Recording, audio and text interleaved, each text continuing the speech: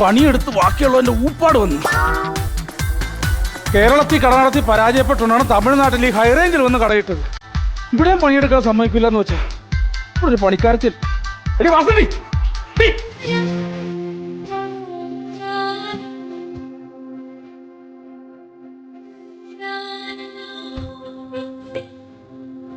കൊച്ചിന് പാപ്പം കൊടുത്ത് കഴിയും. ഇങ്ങനെയാണ് പാത്രം കഴുകും. നിന്റെ കഴിവ് കണ്ടോ കൊച്ചിന് പാപ്പം കൊടുക്കണ പോലെ എന്റെ കടി മര്യാദ പാത്രം കഴുകുന്ന അനങ്ങ്.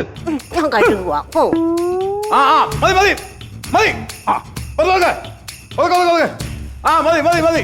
അതെ, അവിടെ നല്ല സൈറ്റ് ആണ്, അവിടെയൊക്കെ പോയെന്ന് കണ്ടിട്ട് വാ. അപ്പൊ ഞാൻ ഇവിടെ എല്ലാം സെറ്റ് ചെയ്യാം. വന്നാ എന്റെ പൊന്നളിയാ, ഞാൻ ഒരു ടീമിനെ കൊണ്ടുവന്നിട്ടുണ്ട്. അപ്പൊ അവരിപ്പോ വരും. എല്ലാ കാര്യങ്ങളൊക്കെ റെഡി ആണല്ലോ. ഞാൻ ഒറ്റയ്ക്ക് ഉള്ളെങ്കിൽ എല്ലാ കാര്യങ്ങളും സെറ്റാക്കി വെച്ചിട്ടുണ്ട്. കൊണ്ടുവന്നാൽ മതി നീ അവരെ. നീ ഒറ്റയ്ക്കുള്ള? ഞാൻ ഒരു ബംഗാളി ഉണ്ടായിരുന്നെ പറഞ്ഞു വിട്ടു. അത് ആ ബംഗാളിക്ക് ഞാൻ പറഞ്ഞ എന്തെങ്കിലും മനസ്സിലാകണ്ടേ? അവൻ പറഞ്ഞു എനിക്ക് മനസ്സിലാവൂല. ഇപ്പൊ ഞാൻ ഈ കഴിഞ്ഞ ദിവസം അവനോട് പറഞ്ഞു, എടാ ചൂലെടുത്ത് ഇവിടെ തൂക്കാൻ പറഞ്ഞു.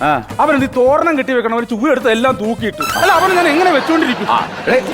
കഴിഞ്ഞ സാറേ നോക്കിയും കണ്ടുന്ന് കാശ് വാങ്ങിക്കണം. അമേരിക്കൻ ടീമാണ്. അമേരിക്കൻ എന്റെ കടയിലാ.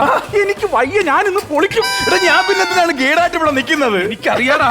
അമേരിക്കൻ എന്നാൽ ഇവിടെ നമ്മുടെ ഈ ഹൈറേഞ്ചിലൊക്കെ ഈ കട വന്ന് ചായ കുടിക്കുമോ? വരുന്നത് സായിപ്പന്മാരല്ല. ഒരു അമേരിക്കയിൽ പണ്ടെപ്പോഴെ പോയി ചാടിയ ഒരുത്തൻ. അവന്റെ ഒരു മട്ടും പാവം കണ്ടു കഴിഞ്ഞാൽ നമ്മൾ വിചാരിക്കും അവനാണ് അമേരിക്ക കണ്ടുപിടിച്ചെന്ന്. അവരുടെ തൊടാത്ത കുറെ ഇംഗ്ലീഷും. 40-45 വയസ്സായി. ഇപ്പൊ ഒരു കല്യാണം കഴിച്ച് ഹണിമൂൺ എന്ന് പറഞ്ഞ് വന്നിരിക്കുകയാണ്. കൂടെ ഒരു 2 ഫാമിലിയും. വരട്ടെ വരട്ടെ.